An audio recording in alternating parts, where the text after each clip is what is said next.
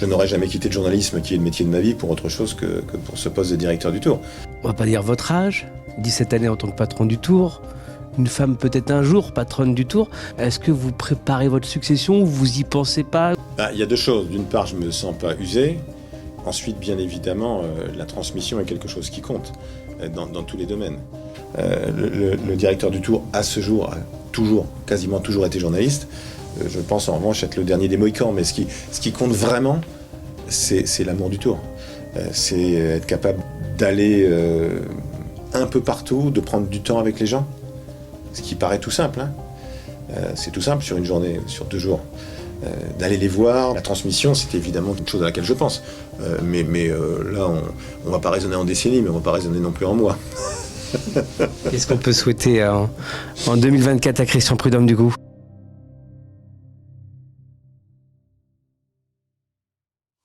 Christian, un grand merci de nous recevoir. Ça fait 10 ans qu'on s'occupe avec l'équipe de Cyclisme Actu. On voulait commencer l'année avec vous. Déjà, la bonne nouvelle, la vache qui rit est de retour sur le Tour.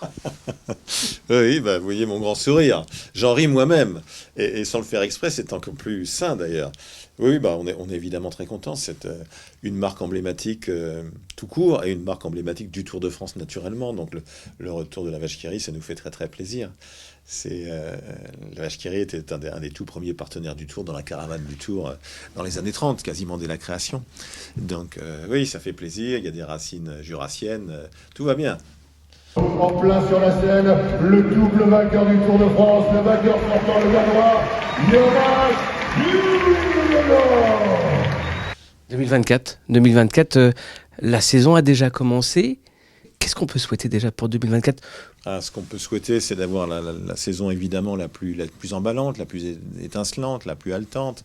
Ce qu'on souhaite, mais là, je vais le dire de manière beaucoup plus grave, c'est de ne pas connaître le drame d'un Gino Meder l'an passé, bien évidemment. Parce que c'est la négation de tout ce qu'on peut faire. Un accident mortel sur la route, qu'il s'agisse d'un coureur, qu'il s'agisse d'un enfant renversé, c'est la négation de tout ce qu'on fait. Donc nous, on rêve évidemment, à travers toutes les courses, et avec en perspective le mois de juillet, 4 As dans 4 équipes différentes, ce qui n'était pas forcément gagné il y a quelques mois. Et donc ça, évidemment, que c'est étincelant, et en plus avec une formidable montée en puissance pour nous, c'est un Paris-Nice avec un super plateau, et avec les débuts de Remco Evenepoel dans des épreuves en ligne en France, puisqu'il n'a jamais couru comme coureur professionnel dans des étapes, sur course par étapes ou des étapes en ligne, des épreuves en ligne, contre Roglic, et puis le Dauphiné où il y aura Evenepoel, Roglic et Vingegaard, et puis le Tour où il y aura Evenepoel, Roglic, Vingegaard et Pogačar. Donc on va avoir une année qui sur le papier va être exceptionnelle, avec en plus évidemment le rendez-vous des Jeux Olympiques à Paris aussi pour les champions cyclistes. On est à l'aube d'une saison 2024, vous l'avez dit, qui est très chargée. Et comment on sent en tant que directeur du Tour depuis de nombreuses années, dans le cyclisme depuis de nombreuses années, comment on aborde cette saison 2024 en tant qu'homme, du cyclisme? Est-ce que c'est quelque chose qui... La motivation est-elle toujours là? Est-ce que vous avez toujours la niaque au début de cette saison? La niaque. La passion pour le vélo, la passion pour le Tour de France, elle est toujours là, elle sera toujours là. Je l'ai depuis que je suis gamin et je l'aurai jusqu'à mon dernier souffle. Tant que je serai conscient de ce que je fais, j'espère que je serai conscient jusqu'au bout. Donc ça change rien. En fait, vous savez, ça ne s'arrête en vérité quasiment jamais, puisque ASO, Amaury Sport Organisation, nous travaillons de la fin janvier pour livrer des courses, pour organiser des courses de la fin janvier jusqu'au début novembre. Alou la Tour qui a eu lieu il y a quelques semaines, le Tour de Man maintenant, puis Paris-Nice, les autres épreuves, jusqu'à 2 critériums, fin octobre, début novembre, à Singapour et à Saitama au Japon. Donc en fait, les équipes sont tout le temps sur les routes, dans des réunions, préfecture, réunions pour la sécurité, réunions de communication, et c'est à peu près la même chose pour moi. Donc moi j'ai une chance extraordinaire, je ne sais pas si je travaille 100 heures par semaine ou jamais, voilà, j'ai ce bonheur-là de faire non pas ce que j'ai voulu faire, parce que j'ai rêvé d'être journaliste et de commenter le Tour de France, je n'ai jamais rêvé d'être directeur du Tour. Ça fait 20 ans que je suis chez ASO, ce sera mon 18e tour comme directeur, j'ai la chance d'être entouré d'une super équipe. Donc voilà, en fait, le seul truc, quand on se pose un tout petit peu, c'est qu'on ne voit pas le temps passer et qu'on se dit « Oula !» Quand je me rends compte que je me trompe systématiquement de 10 ans, quand c'était il y a 20 ans, c'était il y a 30 ans, il y a 30 ans, c'était il y a 40 ans. Voilà, et quand je trouve que les gens qui m'interrogent sont de plus en plus jeunes. Alors qu'en fait, c'est moi qui suis de plus en plus vieux. Comment on résume toutes ces années, Christian, du coup? Comment les résumer? Je sais pas parce que c'est passé à toute vitesse, mais à toute vitesse, c'est complètement fou, quoi. C'est-à-dire qu'aujourd'hui, j'ai été plus longtemps dans l'organisation du Tour et des épreuves cyclistes que journaliste, ce qui me paraît dingue. Je vois encore quand j'ai quitté le journalisme il y a 20 ans tout juste, fin décembre 2003, quand j'ai quitté France Télévisions. Je me souviens de la dépêche qui m'avait marqué après 18 ans de journalisme, Christian Prudhomme a choisi une autre voie. Et je me disais, mais 18 ans de journalisme, il parle pas de moi. Si, bien sûr que c'était vrai. Et ben, il y a 20 ans de plus derrière et c'est passé à toute vitesse. Vous en avez parlé, le calendrier de l'année. On démarre janvier, on finit en novembre. Je vous avoue que même nous, on a un peu de mal à s'y retrouver et à suivre le rythme infernal de la saison. Est-ce qu'il n'y a pas trop de courses au final maintenant? Alors, je vais le dire autrement, c'est-à-dire qu'au contraire, je suis absolument ravi, comme tous les amoureux du vélo, je pense qu'on retrouve les champions de mars à octobre. Comme dans mon enfance, dans mon adolescence, où Eddy Merckx était là, de Paris-Nice, Milan-San Remo, jusqu'au Tour de Lombardie. On a retrouvé ça avec des champions d'exception. Voir un Pogacar se battre du début à la fin de la saison, voir des Van Der Poel, des Van Aert, exceptionnels, voir un Vingegaard qui court quand même beaucoup de courses, et quand il est là, il est là. C'est-à-dire que je prends Paris-Nice de l'année dernière, le podium était quand même assez remarquable. Alors Vingegaard n'a pas gagné, mais il était troisième. Ils sont là. C'est qu'on a des champions qui ne sont plus au départ d'une course juste pour faire des kilomètres en entraînement. Ils sont forcément pas toujours au top qui est le leur au mois de juillet, mais ils sont là, comme à l'époque d'Eddy Merckx, de Luis Ocaña, de Bernard Thévenet, de Raymond Poulidor. Donc ça, j'adore vraiment ça. Après, vous savez, sur les courses, chacun sait quelles sont les grandes courses. Non, mais instinctivement, et les coureurs aussi. Donc voilà, il y a les 3 grands tours, il y a les monuments, il y a les championnats du monde, voilà, qui sont au-dessus. Puis après, il y a d'autres courses, d'autres très belles courses. Mais les champions ne se trompent pas. Ils ne se trompent pas et ils seront forcément au rendez-vous ce juillet du Tour de France 2024. On attend le fameux quatuor des Fantastiques: Vingegaard, Pogacar, Roglic, Evenepoel. Qu'est-ce qu'on attend d'une telle édition? On a l'impression que l'attente n'a jamais été aussi importante avant un Tour de France avec ce quatuor magique. Elle est énorme, en effet. Elle est d'autant plus grande qu'on a craint, que j'ai craint à l'automne, qu'il n'y ait pas les 4 as dans 4 équipes différentes, parce que ça change évidemment complètement la donne. Donc ces 4 champions ensemble, dans 4 formations différentes, le double tenant du titre, celui qui est devenu son challenger, ce qu'on n'aurait jamais imaginé il y a 2 ans, et qui a cet instinct de jeu, de folie en lui, qui fait qu'il attaque partout, n'importe quand. Je discutais avec Matteo Trentin lors d'une présentation à Monaco, qui sera, comme vous le savez, le départ du dernier chrono du Tour de Monaco à Nice. Et je lui dis, mais il attaque partout et n'importe quand. Il me dit, oui, il attaque même quand moi je crève et on n'est pas au courant. Alors que Matteo Trentin est donc son capitaine de route. Donc ça veut dire que ça peut être compliqué dans son équipe, mais qu'en revanche, pour les fans de vélo, c'est exceptionnel. Donc Vingegaard, donc Pogacar, Roglic, qui change d'équipe, qui va dans la belle équipe Bora avec le remarquable Ralph Denk comme manager, qui a encore l'ambition de gagner le Tour, qui a eu tellement de pépins, voilà, qu'on aimerait le voir devant. Bien sûr que dans le Tour de France, on n'a jamais oublié son casque de travers et la montée dans la planche des belles filles en 2020. Et puis il y a Remco Evenepoel, qu'on attend comme un exceptionnel poil à gratter. Je pensais sur la Vuelta, sur le Tour d'Espagne, qu'il allait abandonner après sa défaillance. Je croyais vraiment. Et puis il est resté, et puis il a fait des chevauchées solitaires quasiment tous les jours. Et là, il a montré qu'il avait, non pas un immense talent, on le savait, mais qu'il avait un moral extraordinaire. Donc, je ne sais pas, je rêve évidemment qu'il se mêle à la victoire finale. Il y a 10 premiers jours du Tour où il devrait être assurément très très à l'aise. Toute la partie italienne, les 2 premières étapes, le chrono en Côte d'Or, les chemins blancs qui ne lui ont peut-être pas réussi en Italie, mais je vois pas très bien pourquoi ça ne lui réussit pas. L'étape du Lioran, qui est une étape qui sera très difficile à contrôler et où un coureur comme lui, là je rêve d'une alliance de circonstances Pogacar-Evenepoel sur cette étape-là sans aucun doute. Et après, la seconde partie du Tour, elle sera plus justement pour un coureur comme Jonas Vingegaard, avec des montagnes plus classiques qui montent très haut. C'est sûr que sur ces dernières années, on a vu que plus ça montait haut, plus Vingegaard semblait invincible. J'ai bien vu son sourire à la présentation du Tour avec le col de la Monette à 48 ans de l'arrivée, de 1802 mètres. Donc voilà. Est-ce que c'est du tableau noir? Je ne sais pas du tout ce qui se passera, mais est-ce que les champions du début de Tour, et je mettrais plutôt là Evenepoel avec un Van Der Poel mettant la panique, est-ce qu'ils résisteront? Est-ce qu'ils auront suffisamment d'avance? Est-ce qu'ils auront emmagasiné suffisamment de confiance pour résister aux dernières minutes, j'allais dire, aux dernières étapes et au retour au retour de Vingegaard. Mais voilà, déjà je me rends compte que je parle longtemps. Ça veut dire qu'on a plein de choses à dire et plein d'envie. Au final, est-ce que tout ne se jouerait pas de manière rêvée sur le dernier contre-la-montre à Nice, avec les 4 grands encore dans la même minute et un finish à couper le souffle? Donnez-moi un papier, je signe tout de suite. C'est le scénario idéal, on est d'accord. Mais ça, c'est du tableau noir. Voilà, on ne peut pas savoir ce qui va se passer. Maintenant, tout est fait pour que. Mais j'ai envie de vous dire, comme Garcimore, alors je ne sais pas si Garcimore, ça dit quelque chose aux plus jeunes, mais c'était donc un comique. Parfois ça marche, parfois ça marche pas. Donc voilà, avec Pierre-Yves Touot, avec Thierry Gouvenou, on trace des parcours qui sont faits pour qu'il y ait du suspense jusqu'au bout. Mais ce sont les coureurs qui décident. Hein, c'est pas la fameuse formule, les organisateurs proposent, les coureurs disposent, est bien une réalité. Donc voilà, tout est fait pour qu'il y ait du suspense jusqu'au bout. Maintenant, on ne connaît pas le scénario à l'avance. Et vous avez parlé de rêve.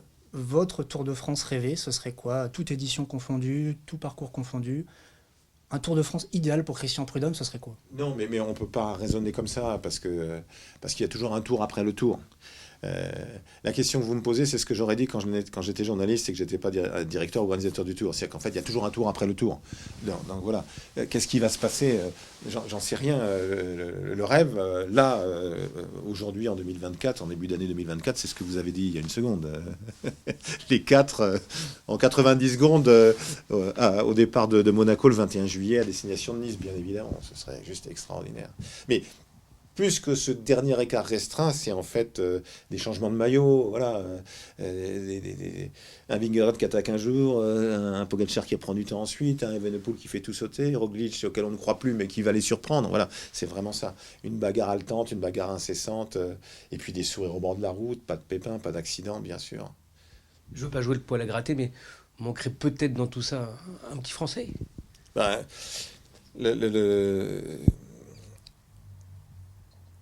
on réduit souvent, et je peux le comprendre, on dit mais les Français, ça fait 40 ans, ça va faire 40 ans qu'il n'y a pas eu de victoire, Bernard Hinault 85, les dernières années, je dis depuis 10 ans, on a quand même une sacrée belle perf. De 2014, on va dire jusqu'en 2019, les 2e et 3e places de Romain Bardet, Thibaut Pinot évidemment, le tour 2019 de Julien Alaphilippe, on a eu des super satisfactions.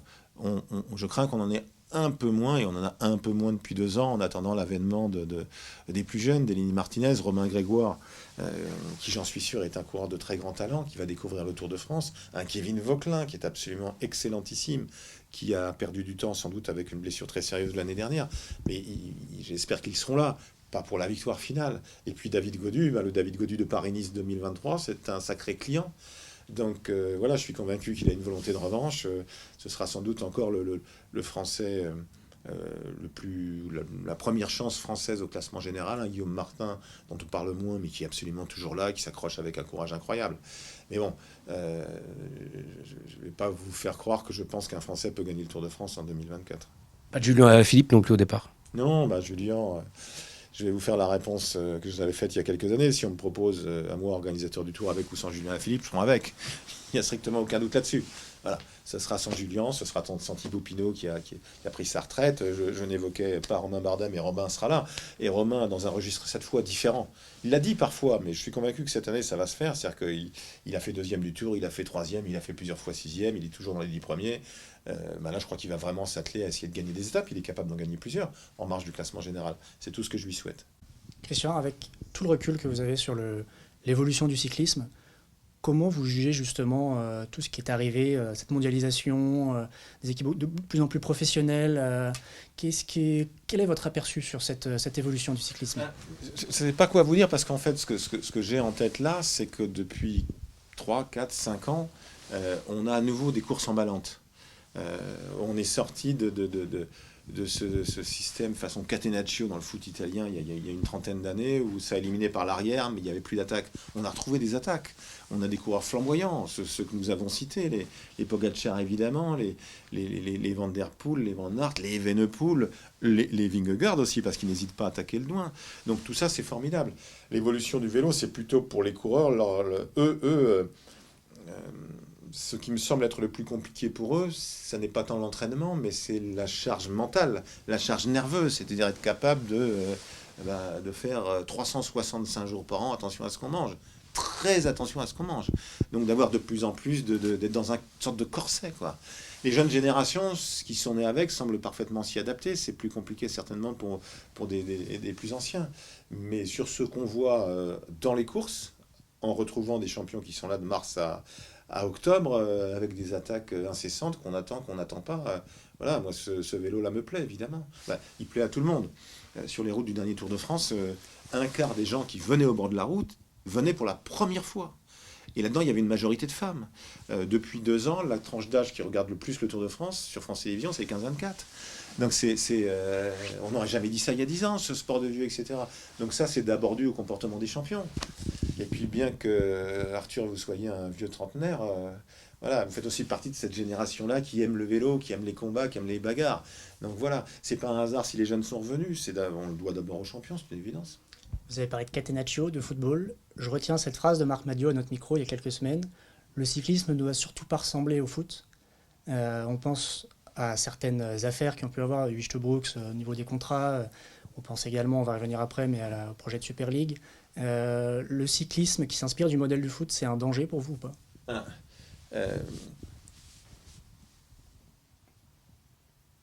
Partout, à chaque fois que le cyclisme a voulu se transformer par le biais unique de l'argent, il a échoué, y compris avec Hein Verbruggen, président de l'UCI il y a quelques années, ancien patron des Jeux Olympiques de Pékin. Donc voilà ce que je pense. Il y a déjà une différence fondamentale qui est le cyclisme est un sport individuel qui se court par équipe. L'équipe joue un rôle fondamental, mais c'est bien un sport individuel qui se court par équipe, donc on ne peut pas raisonner comme le foot. Le foot, à tout point de vue, est hors norme. Il y a le foot et tout le reste. Et dans tout le reste, il y a d'abord des grands événements dans différentes disciplines. On ne peut pas raisonner par rapport au foot. C'est pas possible. Vous voyez où je veux en venir. On parlait du projet de Super League, One Cycling. Même sur Cyclisme Actu, certains lecteurs ont des fois un peu de mal à comprendre ce que c'est exactement, quel projet ça va être, vers où on se dirige. Vous, en tant que directeur du Tour, en tant que personne influent dans le cyclisme, comment vous jugez ce projet, cette arrivée de certaines équipes Ça n'est pas notre projet. C'est une idée qui a été lancée. Moi, je ne peux pas m'exprimer davantage là-dessus. Vous vous sentez menacé? On n'est pas du tout moteur. Menacé, non.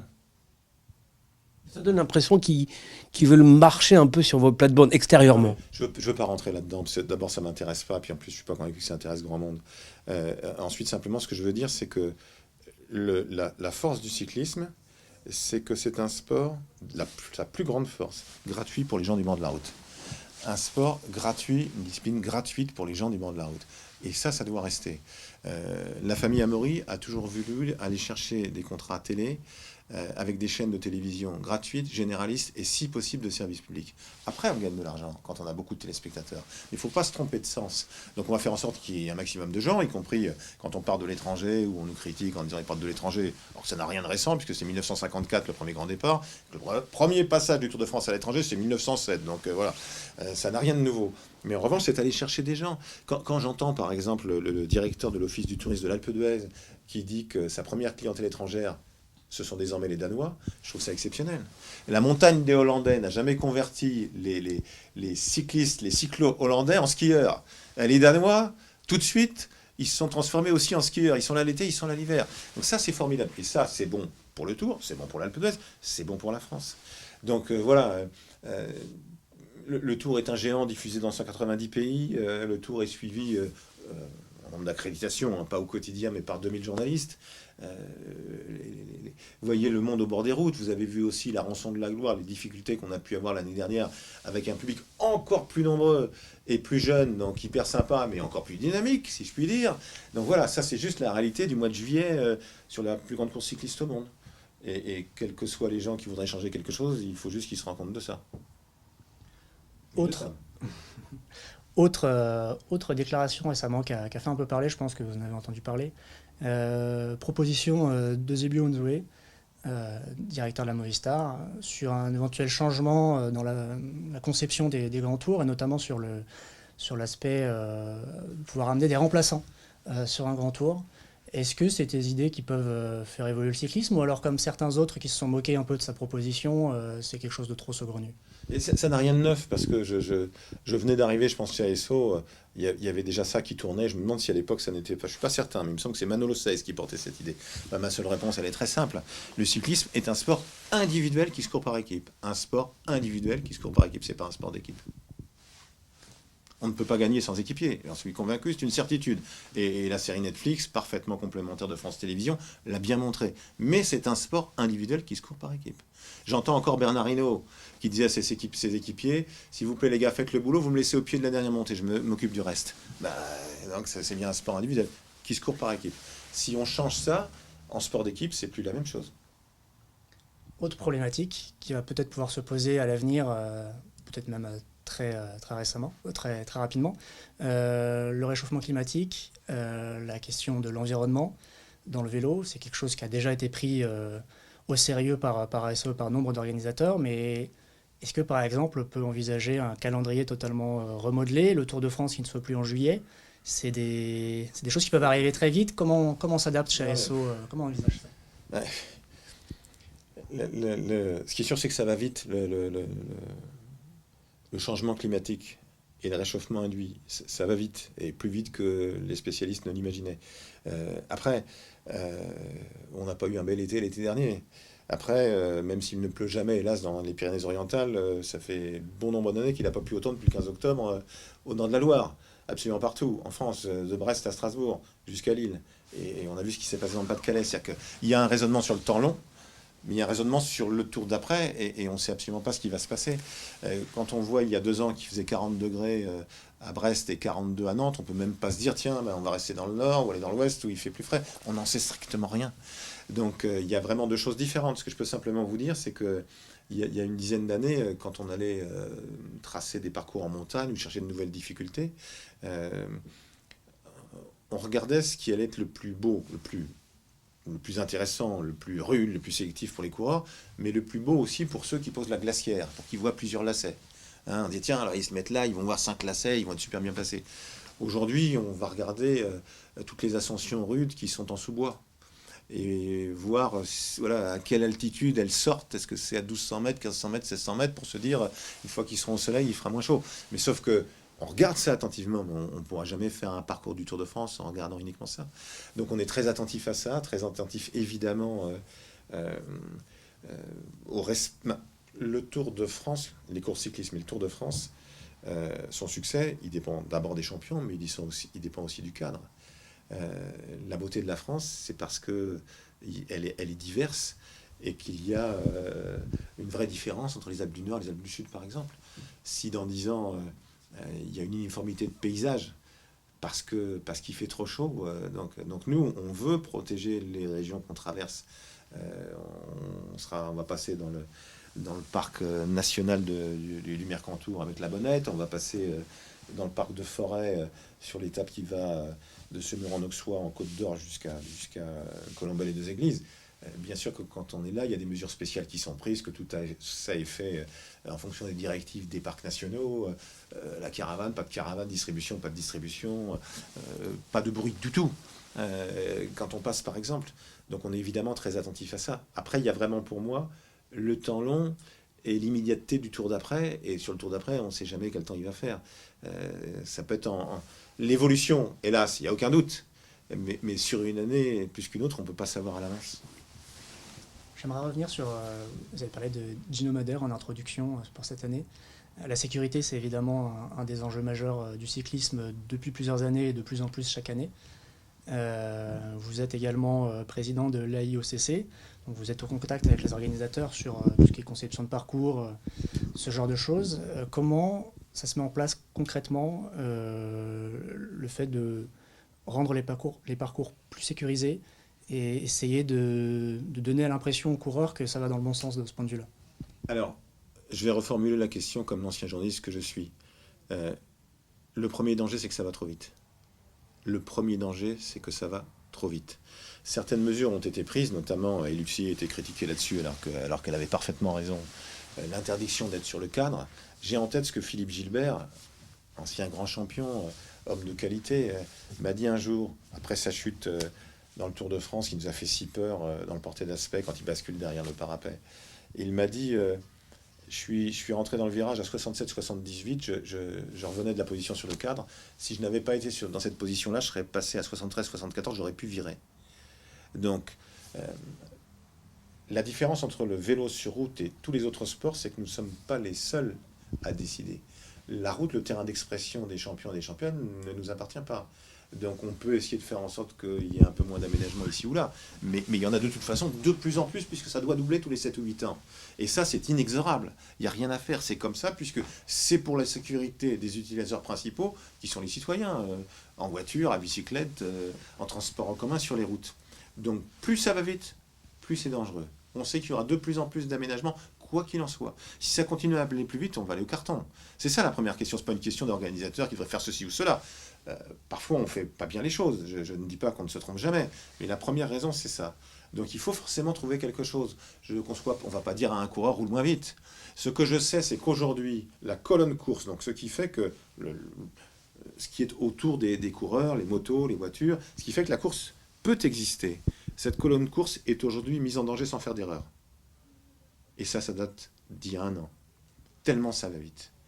Donc soit les équipes comprennent à un moment que il faut faire attention à ça aussi, soit l'UCI légifère, sur une proposition de Philippe Gilbert d'ailleurs aussi, en disant on limite les braquets.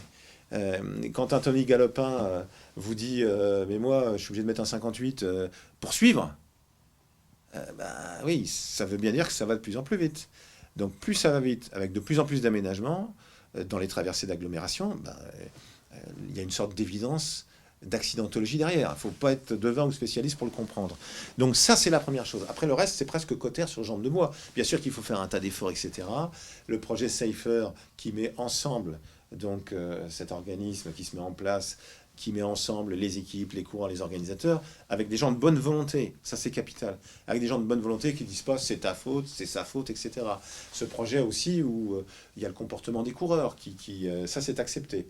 Mais je le répète, il y a le travail des organisateurs, il y a le comportement des coureurs et il y a le matériel.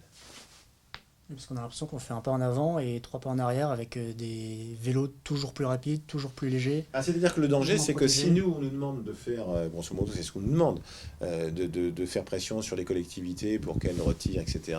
Mais on peut le faire à la marge, parce que c'est de l'argent public. C'est bien de l'argent public. Donc on peut le faire à la marge. Mais si, à un moment, ça ne cesse pas d'aller plus, l'augmentation des moyennes, on sait tous très bien dans le monde du vélo que c'est dû d'abord au matériel.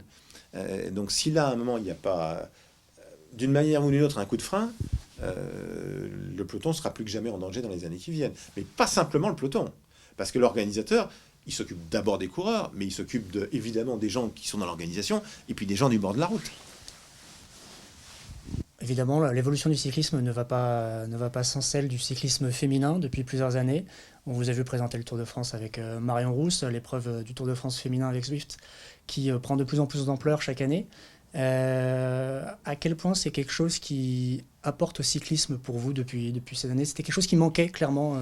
J'ai envie de vous dire, je vous l'ai dit un petit peu tout à l'heure, mais sur les routes du Tour, un quart des gens sont venus pour la première fois. Et là-dedans, suivant une enquête que nous avons faite, il y a 54% de femmes. Je crois que les femmes viennent au vélo, à la passion pour les courses cyclistes, largement par la pratique. Bien plus que les gens de mon profil qui peuvent se contenter d'être au bar et de regarder à la télévision ce qui se passe et de se dire que c'est génial, et c'est génial. Donc, bien sûr que ça manquait. On ne peut pas avoir envie de parler aux gens en Australie, en Colombie, au Japon, partout dans le monde, et de ne pas parler aux femmes qui sont à côté de nous. Ça n'a aucun sens. Ce que dit Marion Rousse magnifique et emblématique directrice du Tour Femmes. C'est quand elle dit, moi j'étais championne de France, etc. Mais je me disais, de toute façon, c'est jamais pour moi, avec des cousins qui étaient coureurs cyclistes professionnels, un père qui faisait des courses. Il dit, mais c'est pas pour moi. Voir les jeunes filles, les jeunes femmes au bord de la route et se dire qu'elles peuvent aujourd'hui se dire, peut-être que moi, demain, j'en ferai mon métier, je ferai le Tour de France. C'est formidable. Donc oui, en fait, ça... je vais pas dire que c'est encore mieux que ce que nous imaginions, mais en tout cas, moi j'ai dit une bêtise lorsque nous avons relancé le Tour Femmes au Palais des Congrès il y a 2 ans et demi maintenant. J'ai dit vive le Tour, vive les Tours. Et je m'étais trompé. Bien sûr, ce sont des épreuves distinctes, mais c'est le Tour. Ce sont les mêmes sur au bord des routes, légèrement plus de femmes au bord des routes que d'hommes. Et puis c'est un gros succès à la télévision aussi. Et quand on voit, puis il y a la championne du monde, maillot jaune absolu des interviews avec Cécilie Ludwig-Outroup, qui est juste absolument phénoménale par sa spontanéité dans les interviews. Donc, et puis ça nous fait, alors ce ne sera pas le cas en 2024, mais ça nous fait 1 mois complet de vélo, 2 Tours de France, et ça c'est exceptionnel. Là, la compétition va vivre seule, puisque les Jeux Olympiques, et c'est une chance, les Jeux Paralympiques font que le Tour est avancé d'1 semaine, que le Tour de France Femmes avec Zwift est entre les Jeux Olympiques et les Paralympiques, avec donc un premier grand départ à l'étranger, dans un pays où a priori ça devrait bien se passer, puisque bien sûr on a fait en sorte de partir des Pays-Bas, aussi un lien avec l'histoire du Tour, pas pour faire comme les garçons autrefois, mais pour montrer qu'on veut que l'épreuve soit pérenne, et mettre les pas dans les pas du Tour. Premier grand départ à l'étranger, 1954 à Amsterdam. Premier grand départ du Tour de France Femmes avec Zwift à l'étranger, Rotterdam et La Haye, 2024. Donc, et avec une épreuve qui sera... qui va passer par les Ardennes, qui va passer par la Redoute, qui va passer par le Glandon, qui va arriver à l'Alpe d'Huez. Donc quelque chose de rude, quelque chose de dur, quelque chose de fort. Donc oui, je suis super content. Ça donne le sourire quoi, en permanence. Je suis impressionné aussi par la manière dont Marion, en magazine, apprend à toute vitesse, etc. Sachant qu'il y a bien évidemment sa connaissance du vélo, sa connaissance des championnes, des champions, sa connaissance du milieu, font qu'elle était... elle n'était pas candidate, mais qu'elle était... très clairement, j'avais pas d'autre nom en tête. Moi, je l'ai déjà dit, mais je le confirme. Vous nous donnez le témoin. On va pas dire votre âge, 17 années en tant que patron du Tour, une femme peut-être un jour patronne du Tour. Comme nous disait Brian Coher il y a quelques semaines, à la retraite, j'ai aucun souci avec ça. Je sais que je suis plus proche de la fin que du début. Vous, on vous a toujours connu patron du Tour, certes journaliste pour les plus jeunes. Vous en êtes où avec ça? Est-ce que vous préparez votre succession ou vous y pensez pas ou... Quel est le truc par rapport à ça? Il y a 2 choses. D'une part, je me sens pas usé. Ensuite, bien évidemment, la transmission est quelque chose qui compte dans tous les domaines. Mais la transmission, elle va évidemment avec la passion. La question de tout à l'heure, et quelqu'un un jour m'a dit, mais vous aimiez le Tour avant? Oui. Je n'aurais jamais quitté le journalisme, qui est le métier de ma vie, pour autre chose que pour ce poste de directeur du Tour. Quoi qu'on aurait pu me proposer, c'était juste inenvisageable pour moi. Le directeur du Tour, à ce jour, a quasiment toujours été journaliste. Je pense en revanche être le dernier des Mohicans, mais ce qui compte vraiment, c'est l'amour du Tour. C'est être capable d'aller un peu partout, de prendre du temps avec les gens, ce qui paraît tout simple. Hein. C'est tout simple sur une journée, sur 2 jours. D'aller les voir, voilà. Je suis très marqué par une interview de Jean-Marie Leblanc à l'équipe en 2003, avant le Tour du Centenaire. Et c'était une avant-dernière page et il y avait écrit en exergue « Le Tour doit être aimé ». Donc il faut aller voir les gens, il faut les rencontrer. J'étais très frappé aussi par le fait qu'en 2005, donc Jean-Marie m'avait demandé de m'occuper de Paris-Nice. Et tous les gens à qui je me suis contenté d'envoyer un mail 1 fois, 2 fois, 10 fois, de téléphoner 1 fois, 10 fois, 2 fois, m'ont tous dit non. Et tous ceux que je suis allé voir m'ont dit oui. Donc il n'y a pas de secret, y compris un maire qui m'avait dit « Mais vous avez une réunion dans la région ?» Mais je lui ai dit « Non, monsieur le maire, et vous êtes venu pour nous, pour moi ?» Je lui ai dit « Oui. » Je savais à ce moment-là qu'on allait récupérer l'étape. Quand le Tour de France, c'est 300 candidatures. Donc quand vous dites oui, vous êtes le Père Noël. Sur d'autres épreuves, y compris Paris-Nice, c'est pas forcément la même chose. Donc il faut prendre son bâton de pèlerin, etc. Et voilà. La transmission, c'est évidemment quelque chose qui me... c'est une chose à laquelle je pense. Mais là, on va pas raisonner en décennies, mais on va pas raisonner non plus en mois. Qu'est-ce qu'on peut souhaiter en 2024 à Christian Prudhomme du coup? Non, mais ce qu'on peut souhaiter autour, à moi, c'est très personnel, c'est pour ma famille, mais c'est un tour étincelant, c'est ce que vous avez dit tout à l'heure. Déjà, les 4 as au départ, qu'il n'y ait pas de pépins, pas de maladie, pas de chute au dernier moment, qu'ils soient là tous les 4 en forme et qu'on ait un suspense qui dure le plus longtemps possible et que pour le retour d'un contre-la-montre le dernier jour sur une année exceptionnelle, avec pour la première fois un départ d'Italie, pour la première fois une arrivée qui n'est pas à Paris et ce sera à Nice, un final éblouissant dont on se souviendra encore dans 30 ou 40 ans. Quand je serai sur le bord de la route avec la glacière et un déambulateur. Merci pour cet entretien. Avec plaisir. À bientôt.